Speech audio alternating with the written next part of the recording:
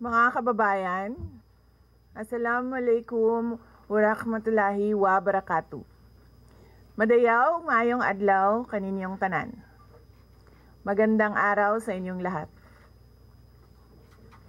Sa mga nakaraang araw, marami ang humihingi ng reaksyon, komento o damdamin. Damdamin ko sa issue ng impeachment na naihain laban sa akin.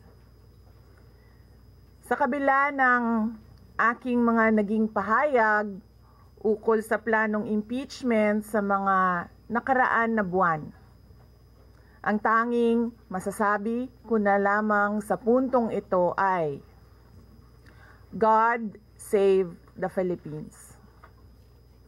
Bukod dito, nais ko na lang ipaabot ang aking taus-pusong pasasalamat sa mga kababayan na patuloy na nagdarasal, sumusuporta, nagtitiwala, at patuloy na nagmamahal sa akin. Manalig kayo dahil sa taong bayan ang tagumpay. Syukran. I know, right? Braille. 3 questions, no follow-up. Okay. Oh. Ay, ayoko na. I'm okay. Oo.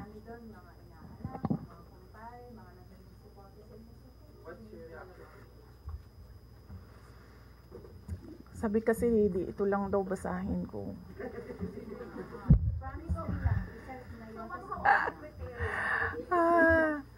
We've already started preparing the moment Franz Castro announced the impeachment plans, which was November of 2023. So November of 2023, there were already lawyers doing their work for the impeachment. So we leave it to the lawyers. Last question. It's not an option. Resignation is not an option. Wala pa tayo doon, ma'am.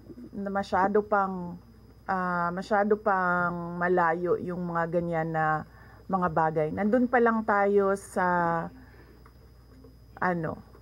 pagbabasa ng. Actually, ma'am, wala pa tayo doon dahil yung mga abogado lang yung nagtatrabaho. Hindi ko talaga alam kung anong ginagawa nila. But I have a meeting with them.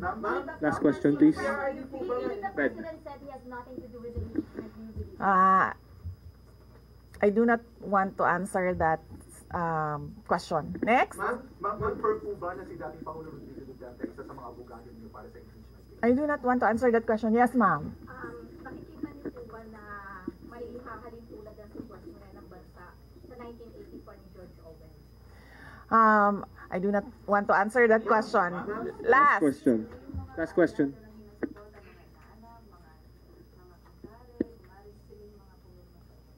Paniwala ko lang, no, if you have to explain or defend your signature in a yes petition for impeachment, then you feel that you have done something wrong. Kasi kung wala ka namang ginawang mali, bakit mo i-defend yung pirma mo? Thank so you. Yun yung paniwala ko. Ma'am, naniniwala po ba kayo na may gumalaw po for the impeachment? May gumalaw po na parang money for... I do not want to answer that question. Yes. How will you be endorsing senators, lalo na sa PDP slates, especially that may possibility na mag-overlap yung trial sa next mountain?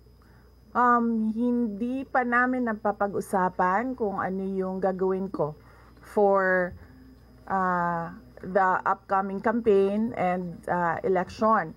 Pero nasabi ko na noon na patuloy yung trabaho namin, and isa sa mga trabaho namin ay gusto namin tumulong sa Commission on Elections in voter education, particularly yung wag mo ibenta yung boto mo, wag gumamit ng dahas during campaign and election day, yung mga ganon.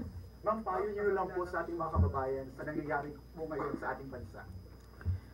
Yes, sabi ko nga kanina sa statement ko sa ating mga kababayan na patuloy na sumusuporta, nagmamahal, nagdarasal, napakahalaga nun, ay manalig lang sila dahil sa taumbayan ang tagumpay.